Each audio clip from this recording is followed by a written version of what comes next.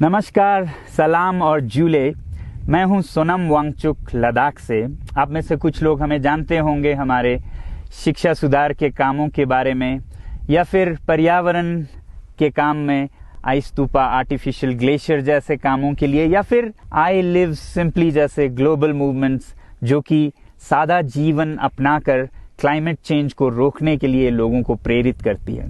मगर दोस्तों, आज मैं इन चीज़ों के बारे में नहीं बल्कि आप लोगों को एक बहुत ही ज़रूरी संदेश देने के लिए आया हूं, जो कि चीन और भारत के बीच अभी जो टकराव और तनाव की स्थिति बनी है, इसके बारे में आपकी क्या जिम्मेदारी है। मैं लद्दाख में हूं और आप देख रहे हैं सिंधु नदी को बहते हुए यहाँ, और वो जो पहाड़ियाँ हैं उनके पीछे नुब्रा और चांगतांग के वो इलाके हैं जहाँ पर ये तनाव बढ़ता जा रहा है। हजारों सैनिक वहां ले जाए जा चुके हैं। सुनने में आया है चीनी वायुसेना के जहाज भी वहां तैनात किए गए हैं, और एक घंटे पहले भारतीय वायुसेना के जहाज भी मेरे ऊपर मंडरा रहे थे।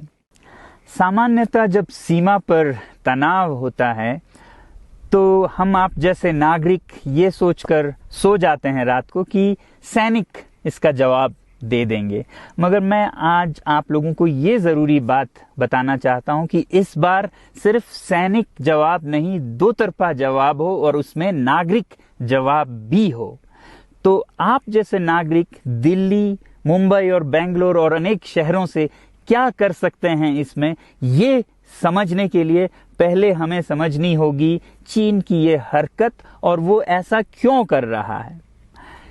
आपने देखा होगा कि ये सिर्फ भारत के साथ नहीं हो रहा है, बल्कि पिछले कई हफ्तों से चीन ये दक्षिण चीनी सागर में वियतनाम, ताइवान और अब हांगकांग के साथ भी छेड़खानी कर रहा है।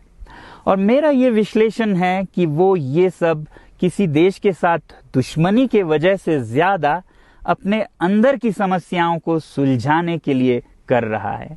आज चीन को सबसे बड़ा डर है तो अपने जनता से डर है। उनकी 140 करोड़ की आबादी, जो कि एक बंधुआ मजदूर की तरह बिना मानवाधिकारों के चीनी तानाशाह सरकार के लिए काम करते हैं और उसे धनी बनाते हैं, जब वो नाराज हो जाए तो फिर एक क्रांति की सी परिस्थिति बन पड़ती है, और इससे चीन बहुत डरता है।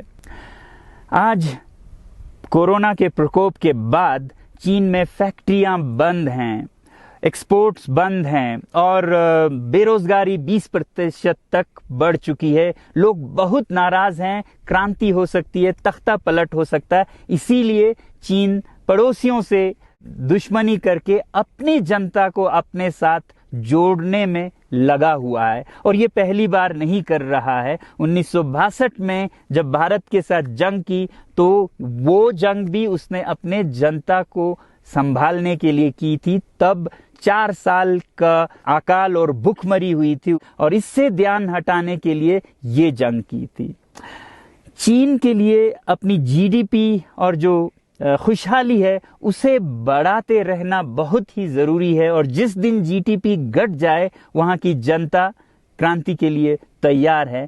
मैं तो कहता हूं कि इस बार भारत की बुलेट पावर से भी ज्यादा वॉलेट पावर काम आएगी। जो नागरिक पैसा खर्चते हैं चीन के सामान को खरीदने में, जरा सोचिए, हम आप भारतीय उद्योग को मारकर चीन से मूर्तियों से कपड़ों तक हर साल 5 लाख करोड़ के सामान खरीदते हैं, और फिर यह पैसा आगे जाकर हमारे सीमा पर हथियार और बंदूक बनकर हमारे सैनिकों के मौत का कारण बन सकती हैं। तो इसलिए अगर हमारे देश के 130 करोड़ लोग और 3 करोड़ जो भारतीय बाहर के देशों में हैं, सब मिलकर भारत में और बल्कि दुनिया भर में एक boycott made in China movement या अभियान शुरू करते हैं, तो आज दुनिया भर में चीन के प्रति रोष है। हो सकता है कि सारी दुनिया साथ आए और इतने बड़े स्तर पर चीनी व्यापार का बॉयकॉट हो कि चीन को जिसका सबसे बड़ा डर था वही हो, यानी कि उसकी अर्थव्यवस्था डगमगाए और उसकी जनता रोष में आए, विरोध और तख्ता पलट। और अगर हम ऐसा नहीं करते हैं तो कितनी बदनसीबी की बात होगी भारत के लिए, ज़रा सोचिए। एक तरफ हमारे सेना सीमा पर जंग लड़ रही होगी और दूसरी तरफ हम आप चीनी सामान, मोबाइल से लेके कंप्यूटर्स, कपड़ों से लेके खिलौनों तक को खरीद कर उनकी सेना को पैसा भेज रहे होंगे, चीन की सेना को। ये तो हुई हार्डवेयर की बात। दूसरी तरफ हमारी युवा चीनी सॉफ्टवेयर, एप्स, गेम्स जैसे टिकटॉक, शेयरिट, इन सब में मस्त, उन्हें दूसरी तरफ से करोड़ों करोड़ों का पैसा भेज रहे होंगे। तो इसलिए बहुत ज़रूरी है कि हम एक नागरिक जवाब ज़रूर दें और इसे एक अभियान बनाएं, ग्लोबल मूवमेंट की तरह। ये बॉयकॉट मेड इन चाइना का जो अभियान है वो भारत के लिए भी एक वरदान साबित होगी। जैसा कि हमारे प्रधानमंत्री ने एक विजन हमें दिया था स्वावलंबन का, सेल्फ रिलायंस, वो तब हो सकता है जब हमारे अपने उद्योग फलें फूलें। और जब हम बॉयकॉट करते हैं इन सामान का तो अपने देश के उद्योग का, उत्पाद का हम प्रयोग करेंगे और उससे मजदूरों को रोजगारी मिलेगी और सारा देश खुशहाल होगा। बजट होगा कि हम और अच्छी तरह से टक्कर ले सकें सीमा पर भी। तो इसके लिए मैं आप लोगों से अपील करता हूं कि जहां तक एप्स और सॉफ्टवेयर की बात है तो हमारे युवाओं को एक हफ्ते में उन्हें अनइंस्टॉल करना चाहिए। Boycott made in China, software in a week and hardware in a year.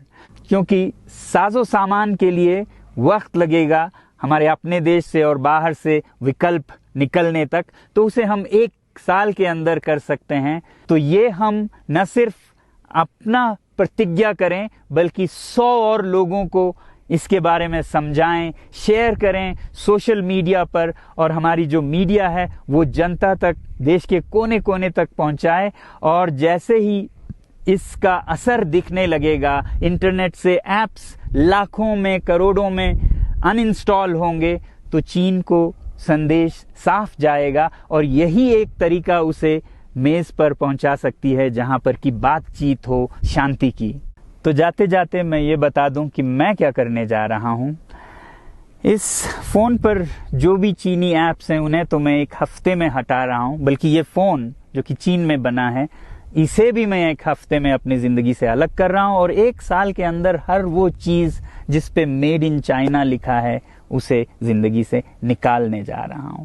हमें चीन से, चीनी लोगों से कोई समस्या नहीं है, चीनी सरकार और उनकी रवैयों से समस्या है। जब तक चीन में परिवर्तन ना हो हमें ऐसा करना होगा। और आप लोगों से मैं अपील करता हूं कि आप अपने शहर में, अपने मोहल्ले में ऐसे इवेंट्स करें जहां लोग प्रतिज्ञाएं करें कि चीनी सामान का बहिष्कार करें जब तक चीन में परिवर्तन ना हो। और मैं सालों से कहता रहा हूं कि 21वीं सदी में देश के लिए जान देने की नहीं बल्कि जिंदगी देने की जरूरत है। लद्दाख में बढ़ते हुए ये देश के लिए जान देने का कारोबार बहुत देखा, और जहां एक तरफ मैं सलाम करता हूं उन लोगों के लिए, उन लोगों को जिन्होंने देश के लिए जान दिया, मगर इस 21वीं सदी में मेरा ख्याल है कि देश के लिए जान देने की नहीं, जिंदगी देने की जरूरत है।